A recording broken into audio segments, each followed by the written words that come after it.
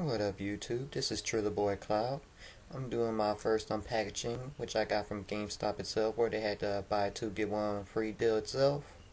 Now, within that deal, I was kind of a little bit satisfied and a little bit disappointed. The reason I was disappointed because directly when they had that actual deal, they went ahead and stopped the 20% off as well, which I was hoping to combine with it. But you get what you get, so let me go ahead and do the unpackaging. As you see, it's just like a random UPS thing.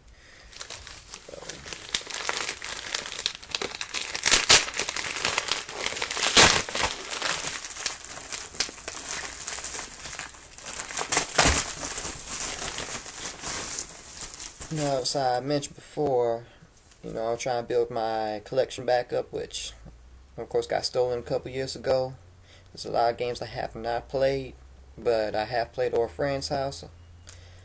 So it was pretty interesting. One aspect that I really didn't like was they raised some of the prices up for the used games, which kind of sucks, but at the same time, like stated, you get what you put in, I guess. And of course, first one I got was Tekken 6.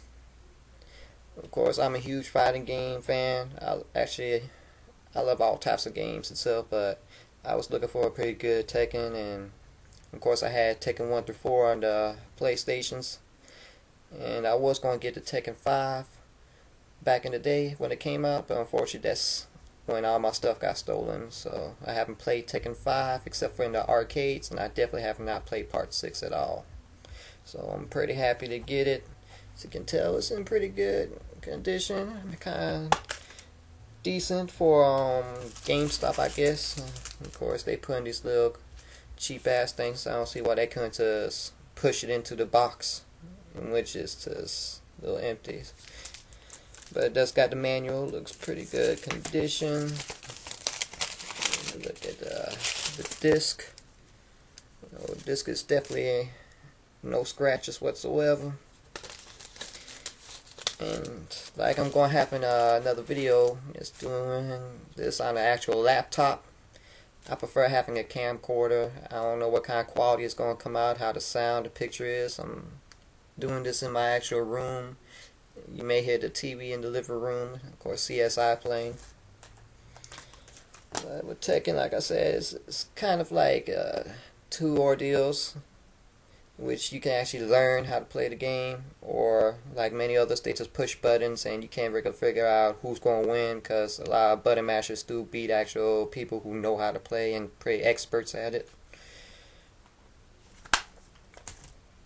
And the second game I got was actually a lot of talk I've heard good things and bad things about.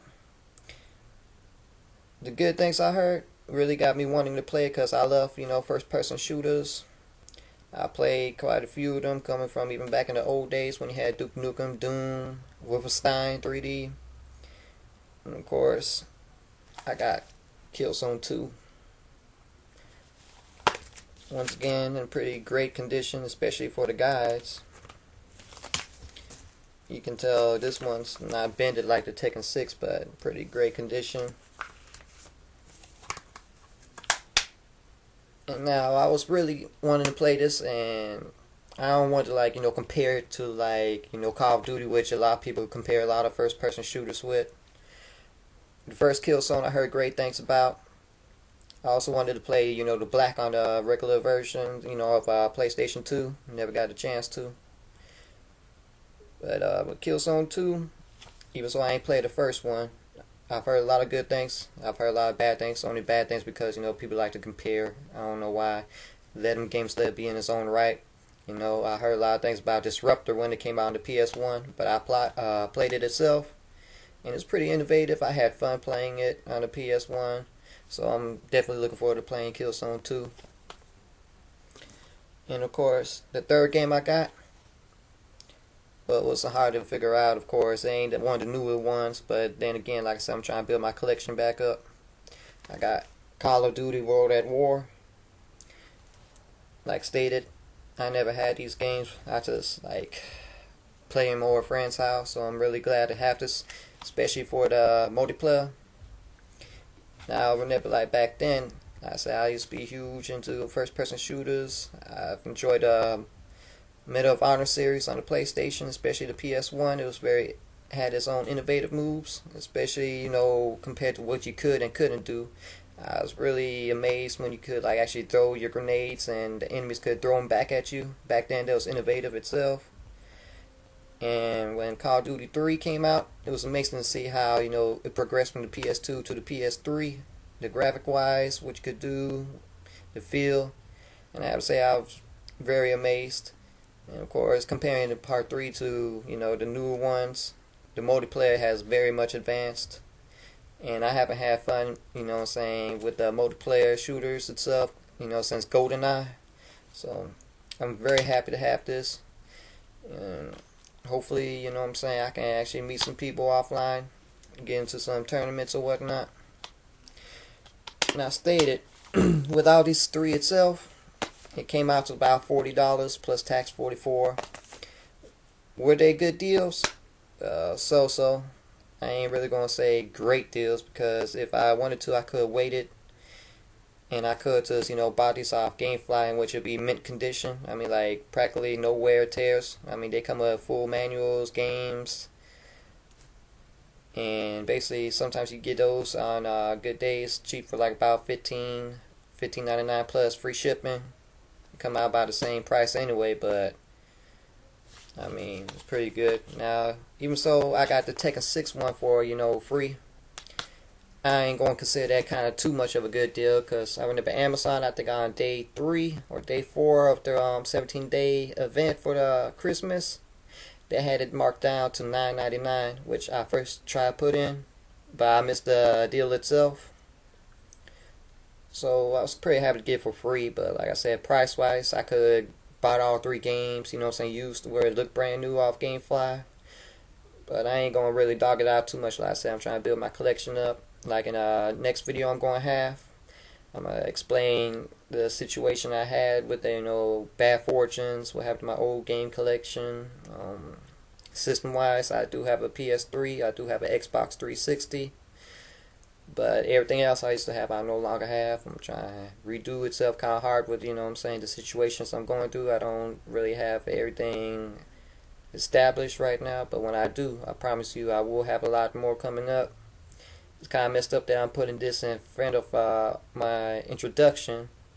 As you can tell, I do have one video up of like when I won my Xbox 360 for free off a game site. It does work. You do get things for free, but it all depends on how much effort you put into it. Depends on how much you made.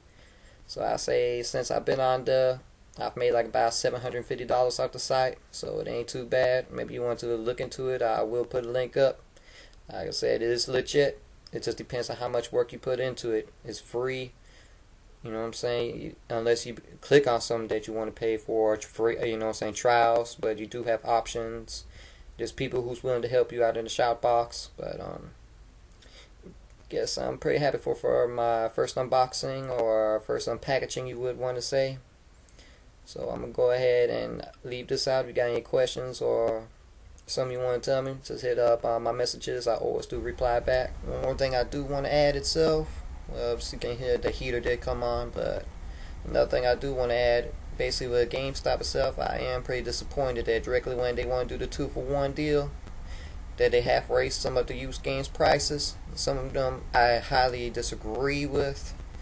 So like mostly a lot of the older games are marked down to maybe $19, $22, which you probably can get from Amazon merchants cheaper, compared to used games or new game wise.